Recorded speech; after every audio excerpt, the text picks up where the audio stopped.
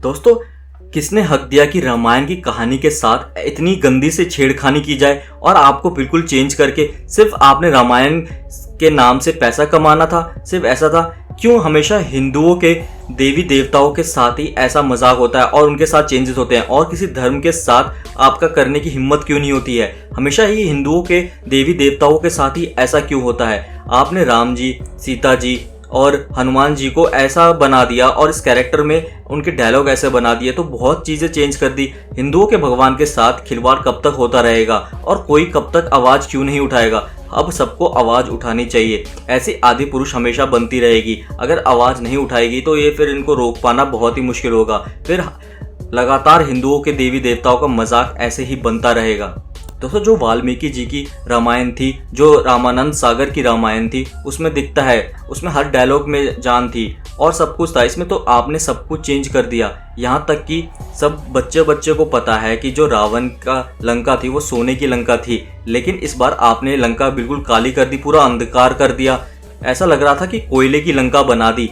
जब 600-700 करोड़ रुपए खर्च करने ही थे तो थोड़ा पैसा और भी अच्छा सेट पे खर्च करते। सिर्फ एक्टर या फिर एक्ट्रेस या कैरेक्टर को देने के लिए पैसे रखे थे आपने, या फिर मार्केटिंग के लिए रखे थे, थोड़ा इसमें भी खर्च करते ना, डायलॉग पे खर्च करते, थोड़ा सेट अच्छा बनाते, तो बहुत चीज़ें हो सकती थी इस मूवी में। और रही बात, सब कहते थे जब ट्रेलर लॉन्च हुआ, टीजर लॉन्च हुआ कि वीएफएक्स इस मूवी के लिए बिल्कुल ताकत बन के सामने आएगी और वीएफएक्स पूरा चेंज कर देगी इंडिया के सिनेमा को। लेकिन आपके वीएफएक्स सबसे कमज़ोर कड़ी साबित हुई आपकी मूवी की, और आपके वीएफएक्स में बिल्कुल भी जान नहीं है। ऐसा वीएफएक्स तो 10वीं क्लास का कोई बच्चा बना लेगा या फिर कोई 8वीं-9वीं क्लास का बच्चा बना लेगा। ऐसा लग रहा था कोई कार्टून कैरेक्टर है। आपसे तो अच्छे वो आते हैं छोटा भीम या फिर ऐसे कैरेक्टर, उनकी कार्टून अच्छे लग रहे थे।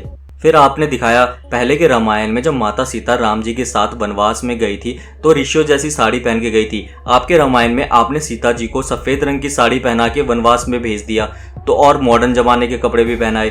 तो बहुत चीज़ें आपने ऐसे चेंज कर दी। या थोड़ा तो देख लेते ना, थोड़ा तो आप रिसर्च कर लेते ना और अच्छे से कि रामायण में कैसा था, कैरेक्टर को कैसे ढालना चाहिए। तो आपने तो ऐसा लग रहा कि ज़ीरो से स्टार्ट करके और बस मूवी में इतना वीएफएक्स, इतना लाइमलाइट, इतनी मार्केटिंग में पैसा खर्च करके बस स्टार कास्ट भर दो और कहानी से कोई मतलब नहीं है। लेकिन आजकल की ऑडियंस बहुत ज़्यादा समझदार हो गई है, ऐसी मूवी ज़्यादा देर तक चल नहीं पाएगी आपकी दोस्तों। और सबसे मेन चीज़, सबसे जो आपने कहानी में चेंज की ना, वो चीज़ें बेकार हुई है। आपने दिखाया कि माता सीता का जब हरण हुआ तो राम जी वहीं पे मौजूद थे और सब देख रहे थे, और असली रामायण में ऐसा कुछ नहीं था। राम जी कहीं और थे, उनको तो पता भी नहीं था कि माता सीता का हरण हो गया है। और रावण ने पुष्पक विमान में माता सीता का हरण किया। लेकिन आपने अपनी कलयुग के रामायण में तो रावण को एक गीदड़ पे, चमगादड़ जैसा लग रहा था, कोई अजीब सा जानवर, उस पर बैठा दिया।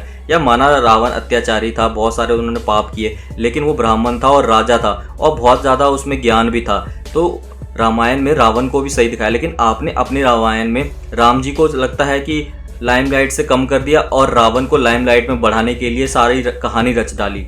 मतलब ऐसी चीज़ें बनाने के लिए और ऐसी एपिक चीज़ें बनाने के लिए बहुत चीज़ें सोचना पड़ता है, रिसर्च करनी पड़ती है। बिना रिसर्च के आपकी ऐसी मूवी बन जाती है आदि पुरुष। कहाँ पे लगा दिए पता नहीं 600-700 करोड़ रुपए। और सबसे मेन बात कि हनुमान जी का कैरेक्टर ना रामायण में बहुत इम्पॉर्टेंट और पावरफुल कैरेक्टर था। आपने हनुमान जी को भी ऐसा सुपर हीरो बना दिया ना कि उनका कुछ समझ ही नहीं आया।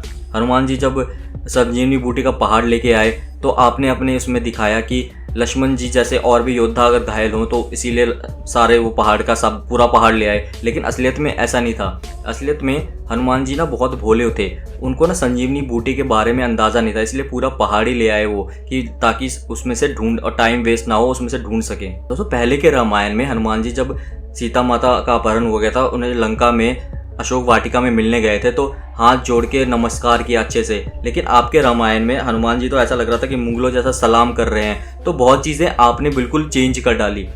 और सबसे इंपॉर्टेंट बात, राम जी का कैरेक्टर प्रभास को बिल्कुल सूट नहीं किया। प्रभास ने पूरे एक ही रिएक्शन के साथ मूवी निकाल दी और राम जी का कैरेक्टर ऐसा नहीं था। वो हंसते थे, गुस्सा होते थे, बहुत चीज़ें चेंजेस होते थे। तो राम जी के ऊपर तो रिसर्च कर लेते ना पूरा। आपने बस ऐसी बना दी, ऐसी मूवी चाहिए नहीं। आपने सारे कार्टून कैरेक्टर डाल दिए, कोई भी एक इंसान वाला तो था ही नहीं उसमें, सिर्फ कार्टून कैरेक्टर। मतलब वीडियो गेम चल रही है और कब मूवी ऐसी बोरिंग हो गई, 1 घंटा भी लोग नहीं झेल पाए। क्योंकि ऐसी नहीं चाहिए ना, लोगों को थोड़ा ना, अगर लोगों की फीलिंग्स के साथ खेलना है और लोगों के फीलिंग्स को समझना है तो इंसान चाहिए ना कोई ऐसा कार्टून कैरेक्टर। और कार्टून कैरेक्टर भी आपका वीएफएक्स बिल्कुल फ्लॉप रहा। दोस्तों अगर आपने आदिपुरुष देखी है तो बहुत सही है, अगर बताएं कि कैसी है। अगर नहीं देखी तो बिल्कुल मत देखना। अगर आपको कोई चीज़ें अच्छी नहीं लगी आदिपुरुष में तो हमें ये भी बता सकते हैं कमेंट के ज़रिए। वीडियो अच्छी लगी वीडियो को लाइक शेयर ज़रूर कर दें। अगर अभी तक आपने हमारे चैनल को सब्सक्राइब नहीं किया है तो चैनल को सब्सक्राइब करके बेल आइकन ज़रूर प्रेस कर दें, जिससे कि हमारी हर एक नई वीडियो की नोटिफिकेशन आपको मिल सके सबसे पहले।